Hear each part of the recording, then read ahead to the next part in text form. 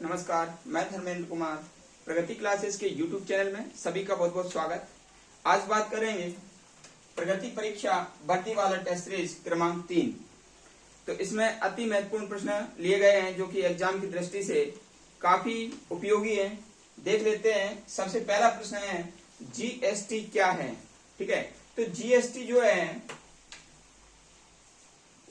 इसको कहते हैं गुड्स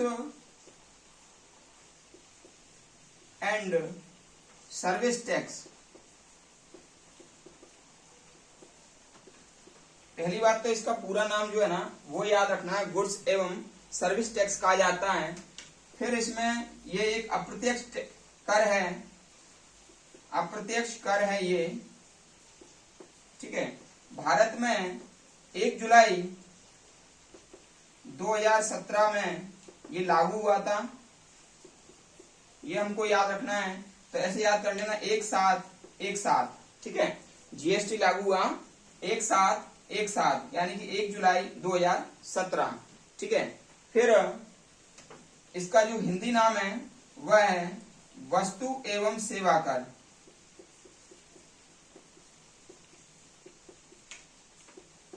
पांच प्रकार से ये टैक्स लगता है, 5 टाइप्स, 5 प्रकार, जैसे कि 0%, 5%, 12%, 18% और 28%।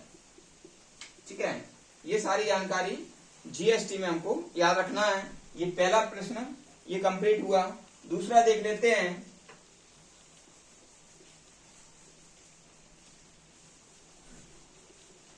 दूसरा प्रश्न हमारा कहता है कि पत्तियों में मौजूद हरा रंग किस नाम से जाना जाता है।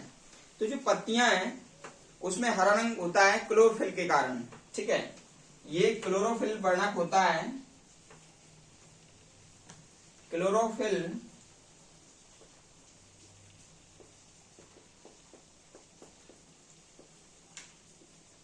वर्णक होता है जिसके कारण पत्तियां हरी दिखाई देती हैं।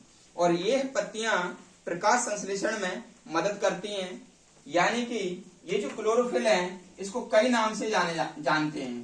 पर्णहरित कहते हैं, पर्णहरिम, पर्णहरित कहते हैं, पर्णहरित, क्लोरोप्लास्ट, क्लोरोप्लास्ट कहा जाता है, फोटोसिंथेटिक, फोटोसिंथेटिक पिगमेंट भी कहा जाता है। इतने नामों से क्लोरोफिल को जाना जाता है। ठीक है, याद रख लेना, पर्णहरिम, पर्णहरित, क्लोरोप्लास्ट, फोटोसिंथेटिक पिगमेंट के नाम से क्लोरोफिल को जाना जाता है। इसके आगे बढ़ते हैं थोड़ा सा। ये जो क्लोरोफिल है ये क्या करता है, ये प्रकाश ऊर्जा को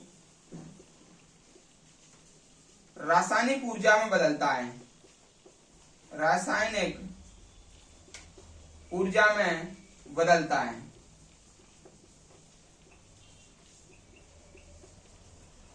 ठीक है, और रासायनिक ऊर्जा में बदल देता है तो फिर ये बनाता है एक प्रोटीन बनाता है और ये रासायनिक यौगिक होता है। ठीक है, प्रोटीन बनाता है, एक रासायनिक यौगिक होता है। इसके आगे देख लेते हैं।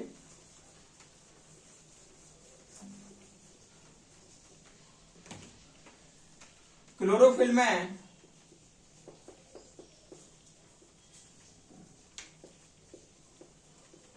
मैग्नीज धातु होती है, मैग्नीशियम धातु होती है, मैग्नीज नहीं होती, मैग्नीशियम धातु होती है। और ये क्लोरोफिल क्या करता है, नीले और हरे रंग को, नीले व लाल रंग को, हरा नहीं, नीले व लाल रंग को अवशोषित करता है, अवशोषित करता है। और अवशोषण करके ये प्रकाश संश्लेषण की क्रिया द्वारा अपना भोजन बना लेता है और हरे रंग को ये परावर्तित कर देता है, जिससे कि हमें पत्तियां हरी दिखाई देती हैं। ठीक है, तो ये जानकारी इसमें पत्तियों में मौजूद हरे रंग का के अंतर्गत ये जानकारी याद रख लेना भाई। अगला प्रश्न है हमारा, और हाँ इसमें एक चीज और ये याद रख लेना कि युगलीना ऐसा जंतु है जिसमें क्लोरोफिल पाया जाता है। क्लोरोफिल पाया जाता है, ठीक है ना, पाया जाता है। क्लोरोफिल पाया जाता है किसमें? युगलीना जंतु में। और इगुलिना को सजीव और निर्जीव यानी कि पादप और जंतु के बीच की कड़ी कहा जाता है। इगुलिना को क्या कहते हैं? पादप एवं जंतु, पादप एवं जंतु के बीच की कड़ी इसे कहा जाता है इगुलिना को। और इसमें क्या पाया जाता है? क्लोरोफिल पाया जाता है। अगले क्वेश्चन को देखते हैं।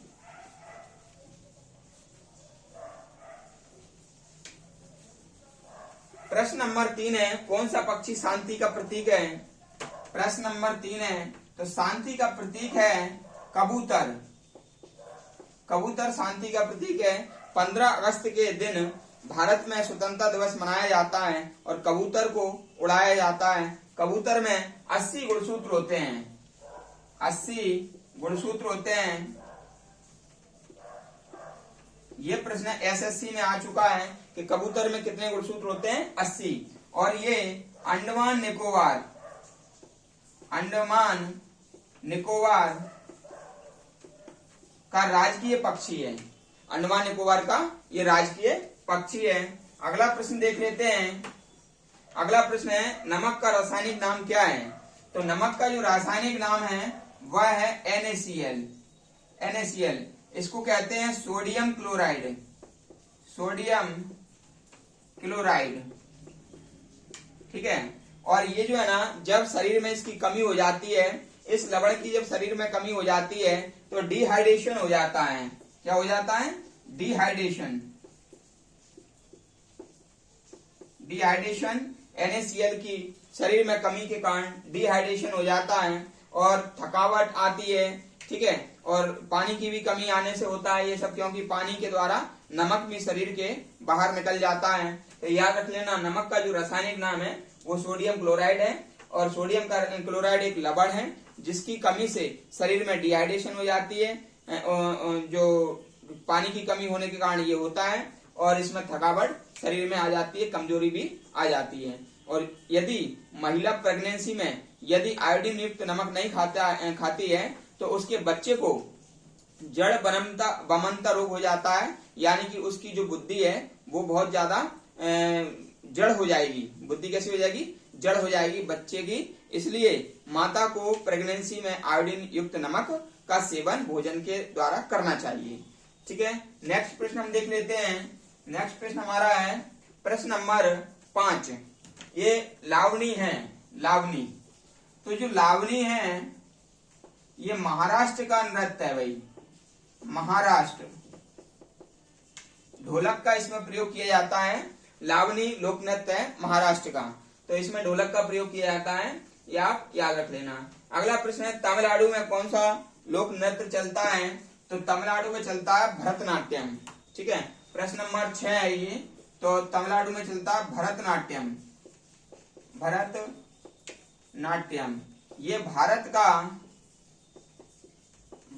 का सबसे पुराना शास्त्रीय नृत्य है, शास्त्रीय नृत्य है, ठीक है ना। तो याद रख लेना, तमिलनाडु भरतनाट्यम चलता है उसमें। और भारत का सबसे पुराना क्या है? ये शास्त्रीय नृत्य है। जितने भी शास्त्रीय नृत्य हैं वो राज्य की संस्कृति, देश की संस्कृति को बयां करते हैं, इसलिए इनको जो जिस राज्य में जो चलता है वो उसकी संस्कृति को दिखाता है। अगला प्रश्न देख लेते हैं। प्रश्न नंबर 7 है, भारतीय अर्थव्यवस्था का प्राथमिक क्षेत्र क्या है? देखो, भारतीय जो अर्थव्यवस्था है, तो अर्थव्यवस्था में 3 क्षेत्र हैं। 3 क्षेत्र हैं, तो 3 क्षेत्र हैं। पहला क्षेत्र है कृषि का क्षेत्र, ठीक है ना, ठीक है। तो कृषि क्षेत्र यानी कि जो पहला क्षेत्र है ना प्रथम क्षेत्र इसके अंतर्गत कृषि आ जाएगा, कृषि, पशुपालन, मत्स्य यानी कि मछली पालन, मत्स्यन आ जाएगा, ठीक है ना, वन आ जाएंगे। तो ये जो चार चीजें हैं ये प्राथमिक क्षेत्र में आती हैं, प्रथम क्षेत्र में आती हैं। और द्वितीय क्षेत्र में क्या आते हैं, सेकंड क्षेत्र में आ जाएगा निर्माण, विनिर्माण, ठीक है ना। तो ये किसमें आ जाएगा, खनन आ जाएगा इसमें, खनन, ठीक है ना। तो और इसके अंतर्गत बिजली, पानी, ठीक है ना, गैस, ये किसमें आ जाएंगे, दूसरे में आ जाएंगे। और तृतीय क्षेत्र में आ जाएगा सेवा क्षेत्र कहते हैं, ठीक है। तृतीय क्षेत्र को क्या कहते हैं, सेवा क्षेत्र कहते हैं। और इसमें मान लीजिए होटल आ जाएगा, होटल, दूरसंचार और जितनी भी नौकरी, दुकान, ये सब किसमें आ जाएंगे, तृतीय क्षेत्र में आ जाएंगे। तो एक प्रश्न जरूर आता है, प्रथम क्षेत्र में कौन है, द्वितीय क्षेत्र में कौन है, तृतीय क्षेत्र में कौन है। द्वितीय क्षेत्र को उद्योग क्षेत्र कहते हैं, द्वितीय क्षेत्र को क्या कहते हैं, उद्योग क्षेत्र कहते हैं। और प्रथम क्षेत्र को कृषि क्षेत्र कहते हैं, क्योंकि इसमें कृषि से संबंधित चीजें हैं। द्वितीय जो क्षेत्र है उसमें उसको उद्योग क्षेत्र कहते हैं, इसमें ये उद्योग से संबंधित है। और तृतीय क्षेत्र को सेवा क्षेत्र कहते हैं, ठीक है। यदि हमारे देश की अर्थव्यवस्था में प्राथमिक क्षेत्र का अनुपात कम होगा जीडीपी में, तो देश विकसित कंट्री की ओर जाएगा, ठीक है। और यदि हमारी अर्थव्यवस्था में तृतीय क्षेत्र का अनुपात बढ़ेगा, तब भी हमारी जो अर्थव्यवस्था है, भारत देश की जो अर्थव्यवस्था विकसित कंट्री की ओर जाएगा। यानी कि इसका क्षेत्र कम होना चाहिए जीडीपी में और इसका क्षेत्र ज्यादा होना चाहिए, तब हमारा देश विकासशील अवस्था से विकसित अवस्था की ओर आगे बढ़ेगा, ठीक है। नेक्स्ट हमारा प्रश्न देख लेते हैं।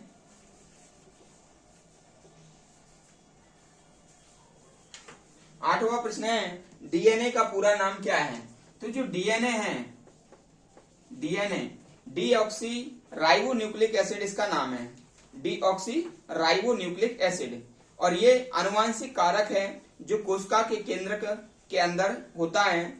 और ये जो है ना, इसके द्वारा पितृत्व की जांच होती है, इसके द्वारा जो गुत्थियां, जो जैसे चोरी, हत्या, जो शक के आधार पर जो होती हैं वो गुत्थियां सुलझाई जाती हैं। जैसे मान लीजिए कोई हत्या करके चला गया किसी की और उससे संबंधित ब्लड वहां पर पड़ा है, या बाल या दांत कुछ भी, तो ये शरीर का जो अवशेष है उसके आधार पर उसका डीएनए चेक करके उसको पकड़ा जा सकता है, ठीक है। तो अंधे कत्ल की गुत्थी भी इससे सुलझाई जा सकती है, पितृत्व की जांच की जा सकती है इससे, ठीक है ना।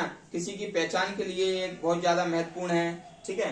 तो ये डीएनए है, डीऑक्सी राइबोन्यूक्लिक एसिड, ठीक है। और इसकी खोज की थी, जो डीएनए का पूरा नाम है वो तो डीऑक्सी राइबोन्यूक्लिक एसिड है, इसकी खोज की थी वाटसन एवं क्रिक ने, और डबल हेलिक्स मॉडल दिया था, ठीक है। वाटसन एवं क्रिक ने इसकी खोज की थी, ये आप याद कर लेना।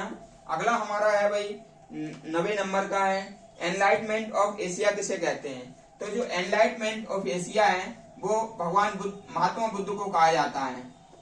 महात्मा बुद्ध को एशिया का ज्योतिपुंज कहते हैं, एशिया का ज्योतिपुंज कहा जाता है, ठीक है। और इनका जो जन्म है वो 563 ईस्वी में नेपाल की तराई में लुम्बिनी में हुआ था, लुम्बिनी में इनका जन्म हुआ था, ठीक है ना। 80 वर्ष की अवस्था में कुशीनगर में इनकी मृत्यु हुई थी, कुशीनगर में मृत्यु हुई थी, यानी कि महापरिनिर्वाण कहा जाता है मृत्यु को। जब भारत का पहला परमाणु परीक्षण भारत का हुआ था 1975 में, तो इस्माइल 1974 में हुआ था, 1974 में, तो इस्माइल बुद्ध ये क्या संकेत था, इस्माइल बुद्ध क्या था?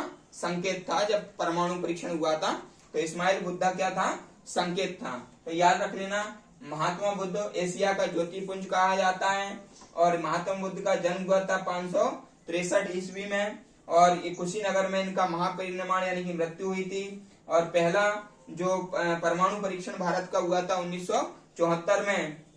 तो इस्माइल बुद्धा संकेत उसका था, ये याद रख लेना भाई। नेक्स्ट हम बढ़ते हैं अगला प्रश्न की ओर। तो अगला हमारा प्रश्न है और आखिरी प्रश्न है, मानव शरीर की सबसे लंबी हड्डी कौन सी है? तो मानव शरीर की सबसे लंबी हड्डी है फीमर।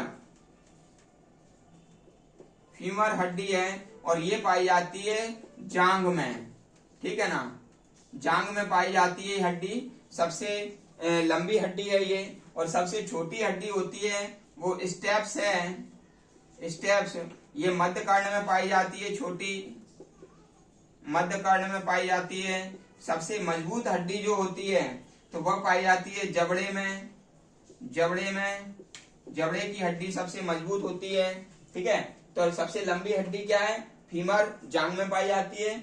सबसे छोटी हड्डी मध्य कर्ण में पाई जाती है, स्टेप्स कहते हैं। जबड़े की हड्डी सबसे मजबूत होती है और इसमें हड्डी में ओसिन नामक प्रोटीन पाया जाता है। हड्डी में कौन सा प्रोटीन पाया जाता है? ओसिन नामक प्रोटीन, ओसिन प्रोटीन पाया जाता है हड्डी में, ठीक है। और हड्डी के जोड़ को लिगामेंट, ठीक है। हड्डी और हड्डी को जोड़ने वाला कौन होता है? लिगामेंट होता है। तो जो लिगामेंट है वो हड्डी और हड्डी को जोड़ता है। हड्डी को कहते हैं अस्थि। अस्थि को अस्थि से जोड़ता है वो क्या होता है? लिगामेंट। ये याद कर लेना, ठीक है।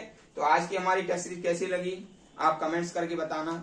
जो व्यक्ति नए हैं वो चैनल को सब्सक्राइब करें, वीडियो को अधिक से अधिक मित्रों तक पहुंचाएं ताकि सभी को इसका लाभ मिल सके। सभी का बहुत बहुत धन्यवाद।